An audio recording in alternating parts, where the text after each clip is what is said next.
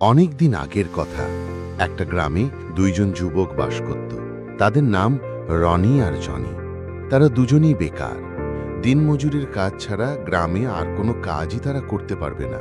তারা দুইজনই নতুন বিয়ে করেছে। নববিবাহিতা স্ত্রী নিয়ে দুজনের পারিবারিক অবস্থাও একই রকম। তারা দুইজনে ভিন্ন মানসিকতার হলেও দুজনের একটাই সাধারণ সমস্যা, আর সেটা হলো কি করে টাকা রোজগার করা যায়। এই সব ভাবতে ভাবতে জনির মাথায় একটা বুদ্ধি খেলে গেল। সে রনিকে বলল, দুজনে মিলে যদি একটা মহিষ কেনা যায় তাহলে কেমন হবে। মহিষের দুধ বিক্রি করে কিছু টাকা পাওয়া যাবে, আর মহিষের বাচ্চাও হবে। ফলে মহিষের সংখ্যা বাড়তে থাকবে, দুধও বেশি বেশি হবে, আর এভাবে দুজনেই একদিন অনেক টাকার মালিক হয়ে যাবে। মহিষের সংখ্যা যখন বাড়বে তখন অনেক লোক রাখবে দেখাশোনার জন্য। এভাবে দুজনেই একদিন ধনী হয়ে উঠবে। এভাবে জনি তার ভাবনার কথা রনিকে জানায়। এই প্রস্তাবটি রনিরও খুব ভালো লাগে। সেও প্রস্তাবে রাজি হয়ে যায়। তারা দুজনে কথা পাক্কা করে ফেলে। খুব আনন্দ আর উদ্দীপনা নিয়ে দুজনেই বাড়ি যায়। দুজনেই তাদের এই উদ্বেগের কথা নিজের স্ত্রীকে জানায়।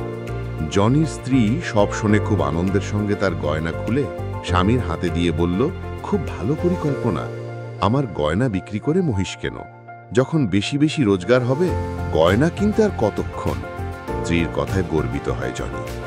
ওইদিকে রনি তার পরিকল্পনার কথা স্ত্রীকে জানালে তার স্ত্রী বলে, দেখো, একে তো আমাদের কিছুই নেই, খালি কয়েকটা মাত্র গয়না সম্বল, আর তা বিক্রি করে মহিষ কিনবে। কিন্তু যদি মহিষ মরে যায়। জনির মনেও খটকা লাগে। মনে হয় তার স্ত্রী ঠিকই বলছে, কারণ মহিষ যদি মরে যায় মাত্র সম্বল গয়নাগাটিও যাবে, মহিষও যাবে। এত ঝুঁকি নেওয়াটা ভুল হবে। পরের দিন দুই বন্ধুর দেখা হলে রনি বলে, ভাই জনি, মহিষ যদি মরে তাহলে? জনি বলে, এসব বাজে কথা ভাবছিস কেন? কেনার আগেই মহিষ মরার কথা ভাবছিস? আর মহিষ কোন কারণেই বা মরতে যাবে? রনি একই সুরে হতাশার সাথে জবাব দেয়, তা তো বুঝলাম যে মহিষ মরবে না, কিন্তু ধর যদি মরে তাহলে কি হবে? জনি অত্যন্ত স্নেহভরে জবাব দেয়, তোর তাহলের জবাব আমার কাছে নেই। রনি বলে, এই তাহলের জবাব আমার কাছে আছে। আমরা বরবাদ হয়ে যাব, সব হারিয়ে নিঃস্ব হয়ে যাব। অত্যন্ত বেদনাহত হয়ে জনি বলে, কিন্তু তুই কেন বারবার ভাবছিস যে মহিষটা মরেই যাবে? একটু অন্যভাবে ভেবে দেখ। মহিষটা দুধ দেবে, আমরা বিক্রি করব, প্রথমে পয়সাগুলো জমাবো, তারপর আরও মহিষ কিনব। অনেক পয়সা হবে যখন, তখন অনেক গয়না কেনা যাবে, বাড়িও বানানো যাবে। এভাবে দুধের বড় ব্যবসায়ী হয়ে উঠব দুজন। কিন্তু রনির ওই এক বুলি, এক জিকির, ব্যবসা, টাকা, বাড়ি, গয়না সব হবে তখনই যখন মহিষটা বেঁচে থাকবে। এরপর অনেক বোঝানোর পরেও রনি তোতা পাখির মতো বলতে থাকে মহিষ মরার কথা। জনি আর বোঝাতে পারে না, শুধু বলে, দেখ রনি, ওই রকম ভাবলে তুই কোনোদিনও কোনো কাজ করতে পারবি না। এই ধরনের ভাবনা ঠিক নয়, কারণ তুই আগে অন্ধকার দিকটাই দেখছিস। এইভাবে দুই বন্ধুর তর্কের পর কয়েকদিন গেল। জনি এটাই একটা দুগ্ধবতী মহিষ কিনে ফেলে। সে এখন আর দিনমজুরের কাজে যায় না।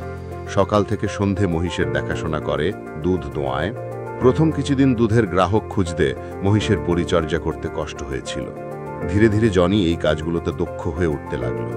আর দিনমজুরের কাজের শেষে রনি রোজ তার কাছে আসত, আর জনির সংঘর্ষ করার পরিশ্রমের বিষয়টি দেখত, আর ভাবত তাদের দিনমজুরের জীবন কত ভালো ছিল। রোজ সকালে কাজে যেত আর বিকেলে ফিরে এসে সন্ধ্যায় কাজকর্মহীন আড্ডা দিতে পারত। এখন জনির জীবনে আড্ডা দেওয়ার অবসর নেই। তার উপর এত ঝুঁকি নিয়ে কেন যে মহিষ কিনল? যদি মরেই যায়, সবই যাবে তার। আর ওইদিকে কালো মহিষের মধ্যেই জীবনের আলো দেখতে পায় জনি। সে দ্বিগুণ উৎসাহে কাজ করতে লাগল।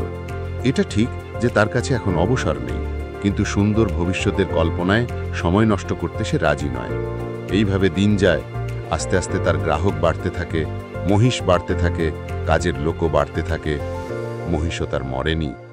অন্যদিকে রনি মহিষের মরার কথা ভাবে আর একইভাবে দিনমজুরের কাজ করে যায়। জনি ধনী হতে থাকে ক্রমশ। বন্ধুরা, এই গল্পের ভেতরের বিষয়টিকে যদি আমরা বুঝতে পারি তাহলে আমাদের জীবনে পদক্ষেপ নেওয়ার শিক্ষাটি অর্জন করতে পারব।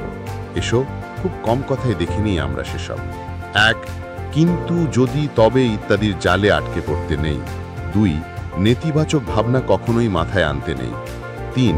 পজিটিভ ভাবনাই পারে জীবনে সাফল্য এনে দিতে। 4. No risk no gain. ঝুঁকি নিতে পারলেই জীবনে সাফল্য আসবে।